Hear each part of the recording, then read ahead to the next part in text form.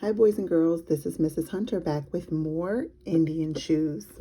The last time we read together, I read to the top of page 15, which is where Ray goes to Nancy Lee's wedding to be the ring bearer.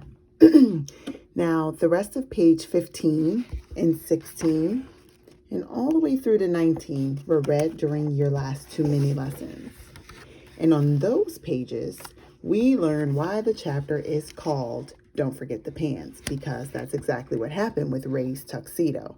The pants were forgotten and he had to borrow Grandpa's pants. And so we're left off right here where Grandpa looked from his own pants to Ray's bare legs. Maybe you can borrow my slacks after all. At least it's worth a try. So let's pick up there. At the last rap, rap, rap, rap knock, Ray stared at his reflection. He looked smart enough in the white shirt, tux jacket, white rosebud buttoneer, and Grandpa's church slacks, rolled at the waist and leg bottoms, held tight by his own leather belt. He grinned at Grandpa, standing there in his boxer shorts, and said, "It'll do. You look like your daddy did back when he got married," Grandpa said, "except shorter, don't you know?"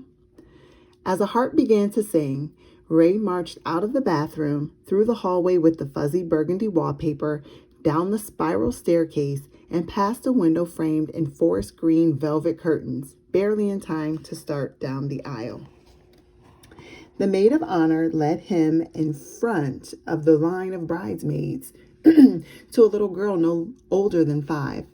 She gripped a basket of white rose petals and stared at him with scared, watery eyes. Ray couldn't help feeling sorry for her. He was pretty nervous himself. "Don't worry," he said. "We'll do all right." After all, Ray thought, the worst part is behind me. Boys and girls, I'm going to stop here because I remember the groom giving Ray and his grandfather the ring. And so I didn't hear Ray say anything about making sure he had that ring. So I'm going to stop here and ask the question, does Ray have the wedding ring? You know, with all the fuss with the pants, where is it? Let's see what happens. Just then, Ray realized he'd forgotten the wedding ring. That's crazy. I just wondered that. Grandpa Half Moon still had it upstairs in his jacket pocket. Uh-oh, Ray thought. I'll never make it back in time. Racing around bridesmaids, he was just about to shoot up the spiral stairs when he spotted Grandpa Half Moon peeking from behind one of the forest green velvet curtains. A lace-trimmed tablecloth had been tied around his waist, and his outstretched hand, waiting for Ray, was Nancy Lee's diamond ring. I will put an LOL post-it right here because this part is pretty funny. I can picture this whole scene with Grandpa not having pants, having to wrap a tablecloth around his waist, and hiding behind these forest green velvet curtains. So that really helped me paint a mental image in my mind, that part right there. All right. And once again, seems like Grandpa saves the day, right? All right, the next chapter is Guess Who's Coming to Dinner?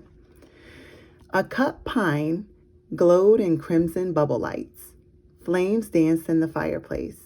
A newly arrived card from Jonah and Nancy Lee stood among those gathered on the mantel. Frosty webs clung to window panes and the wind groaned against the rooftop. This was the first Christmas Day that Ray and Grandpa Half Moon hadn't celebrated with family in Oklahoma. But last week, the pickup had quit for good. Just as well, Grandpa had said, what with the road so slick. While riding the rattling train home from church, Ray had promised himself to act merry anyway, for Grandpa's sake. Snow swirled around Ray and Grandpa Half Moon as they waded through the drifts beneath the ice-sculpted maples to the Murphy home. Glittering snowflakes smacked wet against Ray's cheeks and clouded the morning midday sky. In the Murphy family kitchenette, Ray said Merry Christmas to Prince, who yipped and tripped over his paws and slipped on the linoleum. Ray searched for the biscuit box while Grandpa escorted Prince onto the back step to do his business. So I'm going to pause right there. Are you thinking about what type of pet Prince might be if he's yipping and tripping over his paws and he's going to eat biscuits, you should be thinking that Prince is a dog, of course. All right.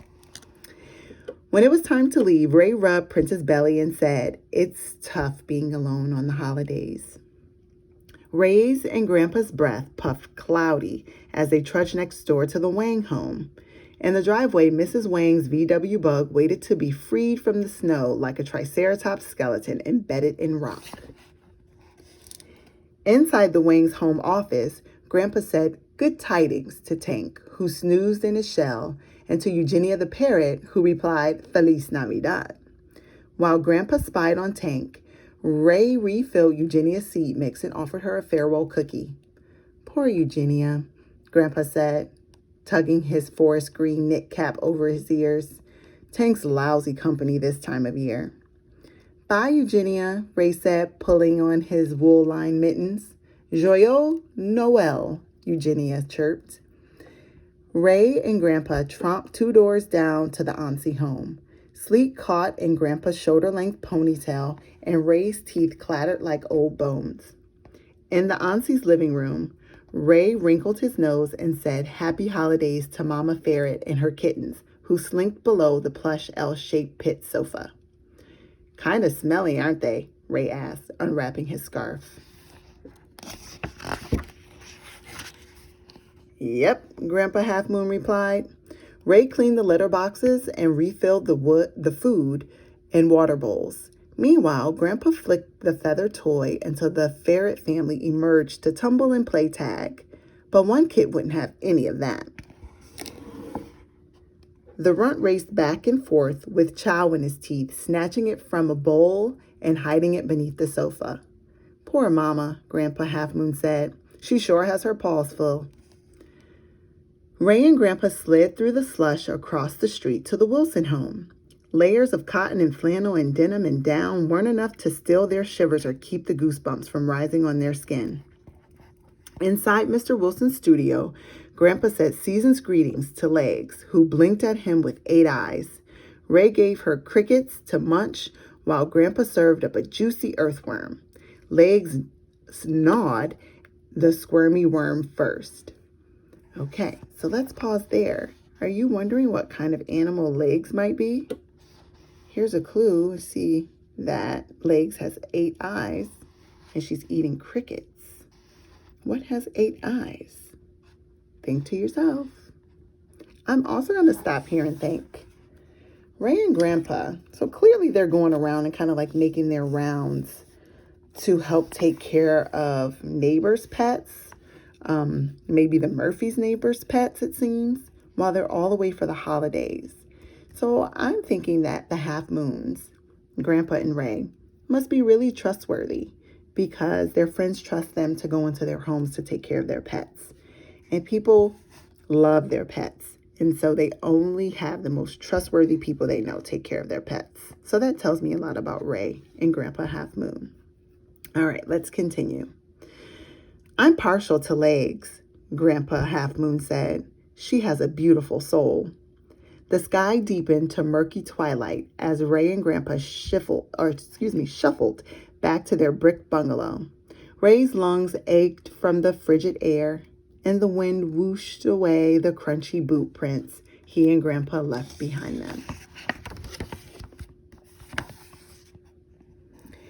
In front of their toasty fire, Ray sipped steaming cocoa while Grandpa sank into his worn recliner and clicked on the evening news. Ray watched stories about Santa, soup kitchens, and ice skaters on State Street. From O'Hare Airport to Lakeshore Drive, the storm blanketed Ray's steel and stone city in glistening white. Entire blocks had lost power, and repairs lagged hours, even days behind. "Check on your neighbors," the reporter warned. "Cold can come deadly fast." Though memories of Aunt Wilhelmina's pecan pie, Uncle Leonard's hearty chuckle, and the Elvis Christmas CD haunted Ray, at least he had the glow of the crimson bubble lights, the steam of the cocoa, turkey roasted in the kitchen, and Grandpa for company. Could be a lot worse, Ray thought. Just as he swallowed his last sip of cocoa, The TV screen and the ceiling fan bulb flickered off. The bubble lights died, dulling the pine tree, and the gurgling heater fell silent. Grandpa climbed out of his recliner, strode to the window, and peered outside. "Street lights out," he said. "I'm guessing the whole block at least." "The pets!" Ray exclaimed, moving to his side. "What about the pets?" Grandpa Half Moon slung an arm around Ray's shoulders. "We can't very well build a fire at every home on the block, but let's see how we're faring first." Ray trudged after Grandpa into the shadowy, cramped kitchen and watched him take a pan of half-cooked turkey legs out of the oven. The plastic packages of frozen okra and rice pilaf were still ice blocks in the freezer, and the brownies were still powder in the box.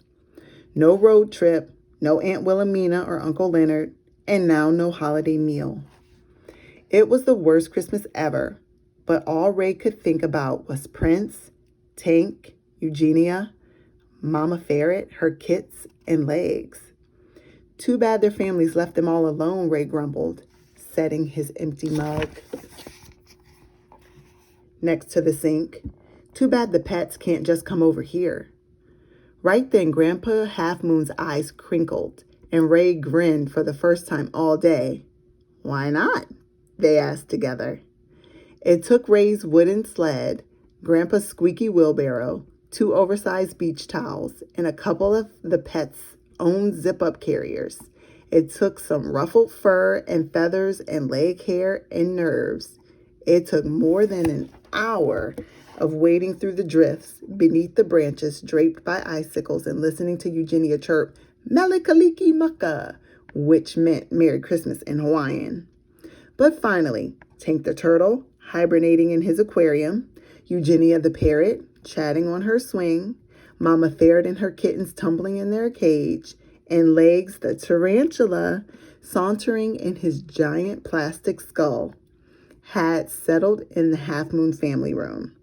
Prince, the fox-faced Pomeranian, curled on the matted shag carpet in front of the fireplace. To Ray and Grandpa Half Moon, the giant marshmallows scavenged from the cabinet, roasted over the flames, tasted charred and chewy and sweet. And even though the blizzard was blustering, the bubble lights had died, the turkey legs were ruined, the pickup had puttered out, the road trip was canceled, and the rest of their family had gathered miles away, Christmas suddenly seemed like Christmas.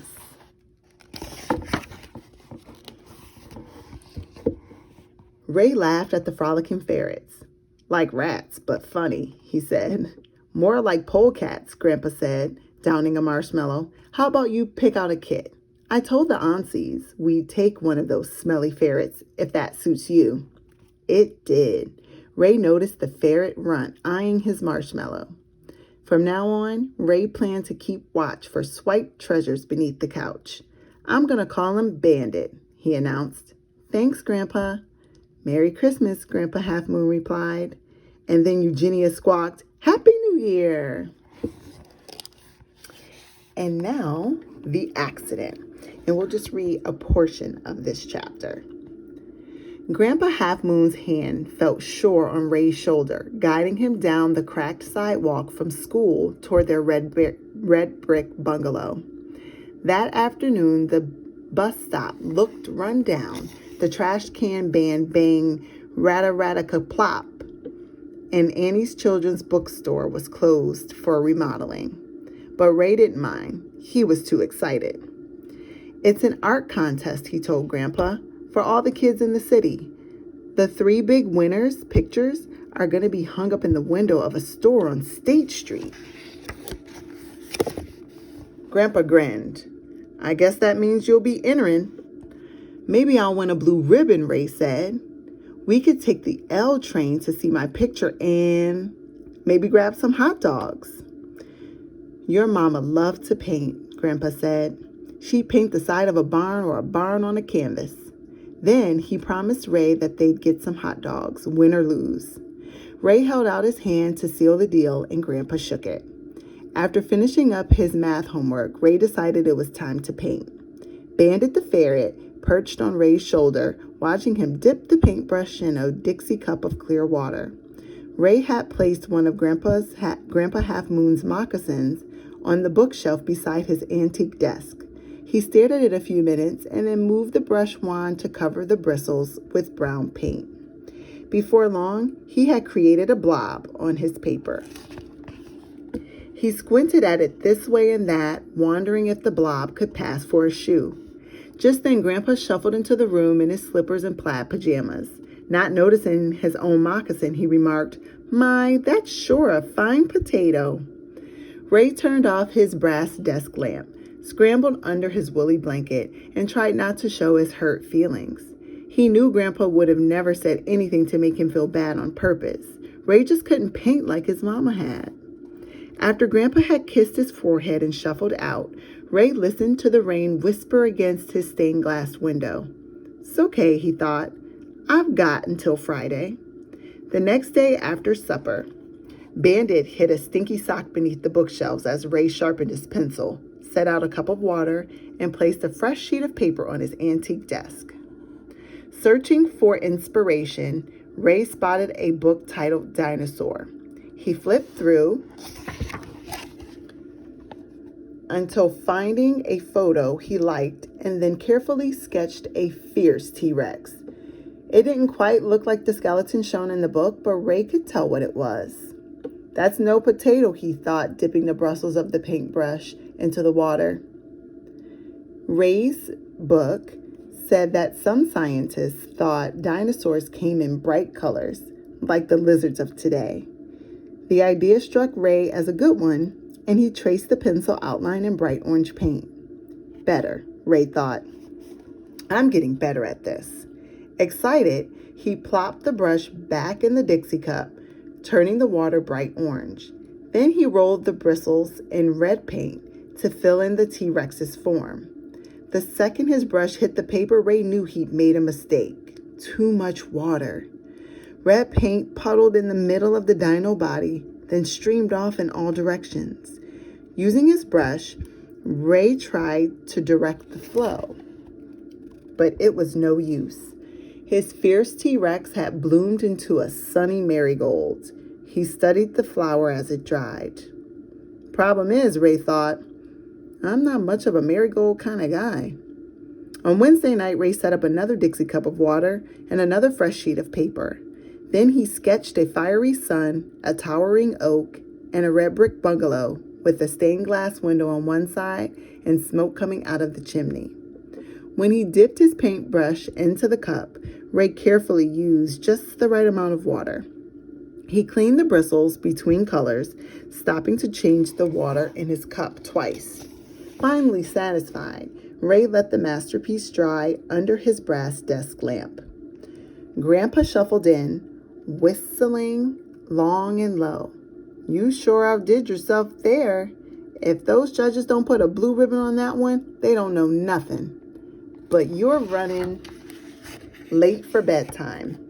So you get yourself into bed and I'll be your cleanup crew." As Grandpa tucked Ray beneath his woolly blanket, Bandit climbed up on the antique desk, to see the masterpiece for himself.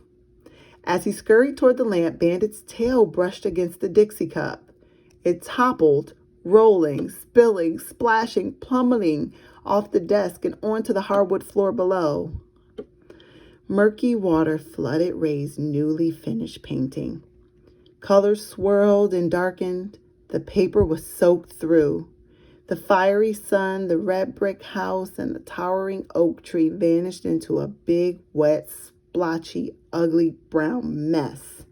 "Bandit!" Ray exclaimed as the culprit escaped to the bookshelves.